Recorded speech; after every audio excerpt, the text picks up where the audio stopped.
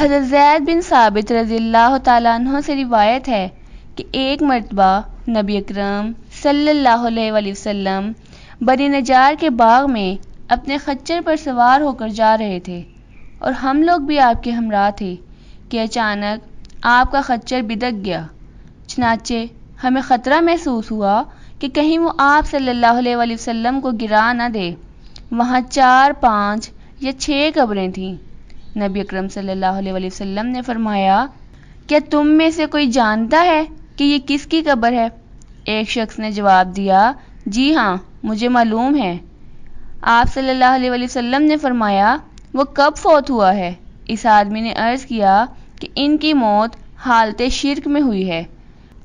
پس آپ صلی اللہ علیہ وآلہ وسلم نے فرمایا کہ یہ لوگ عذاب قبر میں مبتلا ہیں۔ پھر فرمایا، اگر تم اظہار نہ کرتے تو میں اللہ تعالیٰ سے دعا کرتا کہ جس طرح عذاب قبر کو میں سن رہا ہوں تمہیں بھی سنا دے۔ آپ صلی اللہ علیہ وآلہ وسلم نے چہرہ انور کو ہماری طرف پھیرا اور فرمایا، اللہ تعالیٰ سے عذاب قبر سے پناہ مانگو۔ بس ہم نے کہا، ہم عذاب قبر سے اللہ کی پناہ مانگتے ہیں۔ آپ صلی اللہ علیہ وآلہ وسلم نے فرمایا، جہنم کے عذاب سے اللہ کی پناہ مانگو۔ بس ہم نے کہا، ہم عذاب جہنم سے اللہ کی پناہ مانگتے ہیں۔ پھر آپ صلی اللہ علیہ وآلہ وسلم نے فرمایا، ظاہری و باطنی فتنوں سے اللہ کی پناہ مانگو۔